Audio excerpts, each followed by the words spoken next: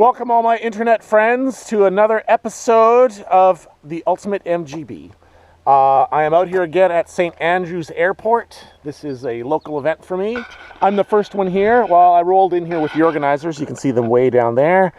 And the reason I'm here so early today is because I need to do some changes to the suspension of the car to make it more compliant for this low grip surface that I'm running on. Very bumpy, very low grip.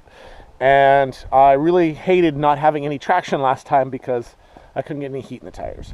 So I'm going to be softening all my compression and rebound settings on the shocks. That's practically about all I can do. I guess I could soften my front sway bar too. But anyway, so that's what I'm going to do. So I'll show you how that's done. And yeah, let's carry on from there.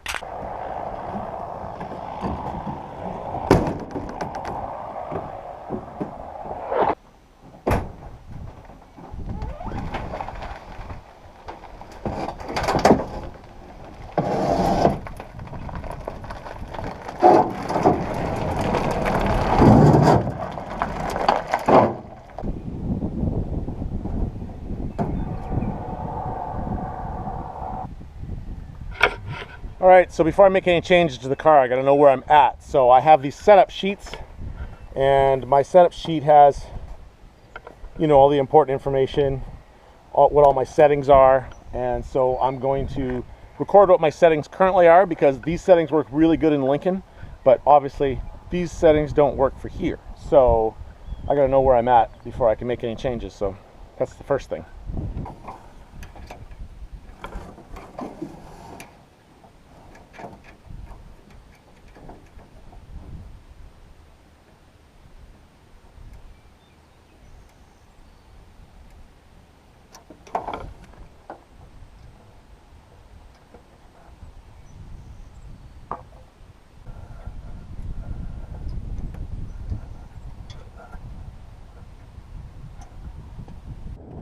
When I was in there adjusting my shocks, I discovered that my right rear shock, the bottom is actually flipped 180 degrees, which makes it very difficult to get to the little adjuster piece that's in there. So I'll show you what I'm talking about.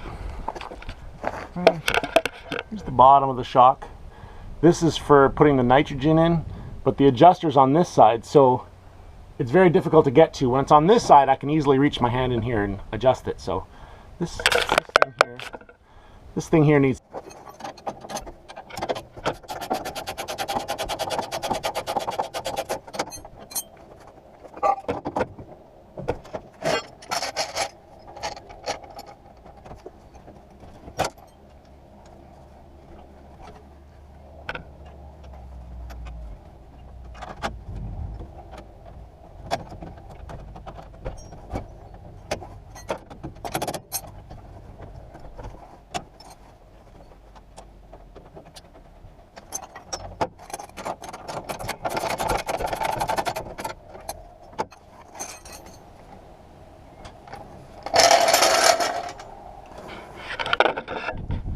Just like that, it's done. 2 minutes and 40 seconds.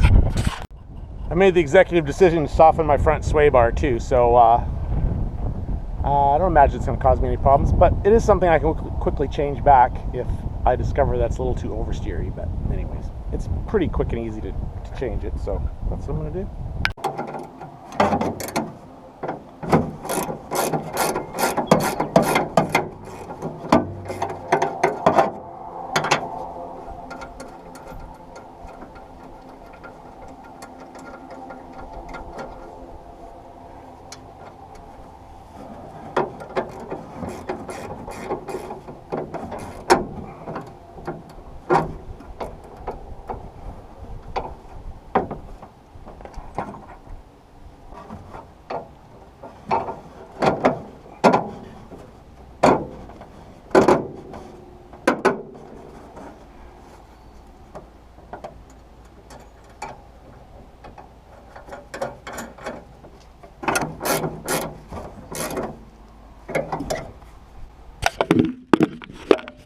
Job done. Okay, well, check tire pressures, and I've been experimenting with torque maps. This is a torque map based engine. it is very sensitive to, well, the torque map controls everything. I mean, you can have this boost cranked up and all that stuff done, but if the torque map doesn't call for it to make full torque, it just doesn't. So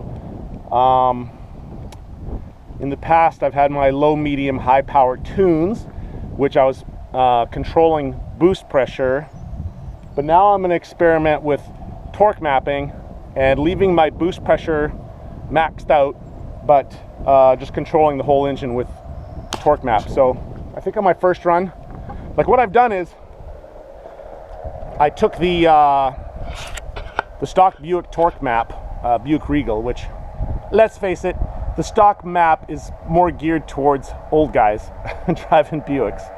So I took that torque map and that I labeled as like my number one. That's number one, level 1 torque map.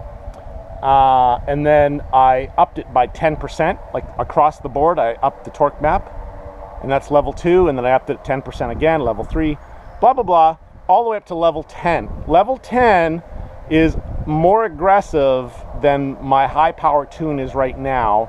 And I can't see me ever using 10 unless like the grip is just phenomenal and I can get away with it. I would say that level 8 is about exactly where my old high power tune was.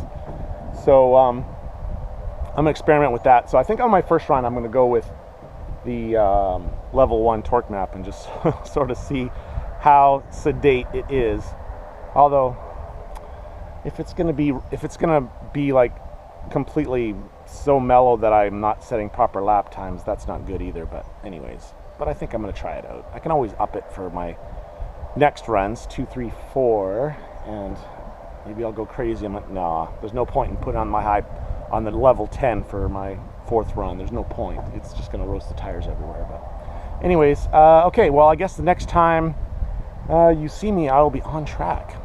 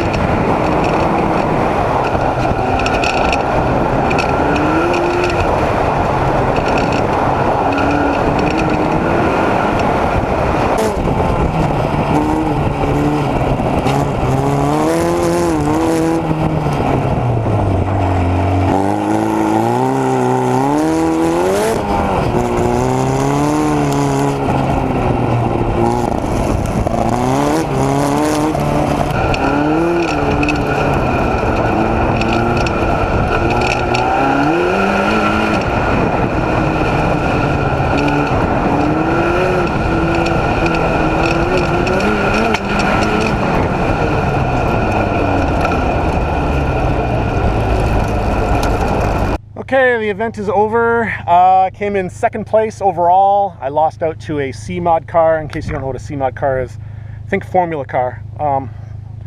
You know, yeah, that's what it is, C-Mod.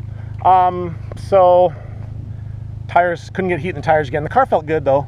It felt balanced, very well balanced. Braking was really good, but just not a lot of overall grip. It just was sliding out everywhere, but you'll see that in the videos. Curious, I tried my level 1 torque map, and it made the throttle response so soft at lower speeds that it was hard to modulate the power through the slower sections. So then I turned it up to level 4, and it was much better at lower speeds. And then I went to level 6, and that's where I was in the last run. And it had much better throttle response, but yeah, when the boost came up, it still had enough jam to spin the tires. But it was fun. Course was a little more sweepy this time than last time. It wasn't so slalom intensive, but it still was. There was no real high speed anywhere. It was sort of middle of second gear kind of course, but it was good fun. So the next event, I think the next event is up on the Gimli road course, or at least up in Gimli. So those courses tend to be bigger, more sweepers, and my co-driver says she's coming to those ones, so that'll be awesome. Then we'll have more heat in the tires and more fun. It's always fun having Bridget there. I love having her at the events. Anyways, okay, well, I hope I got some entertaining video here for you, and we'll see all of you later.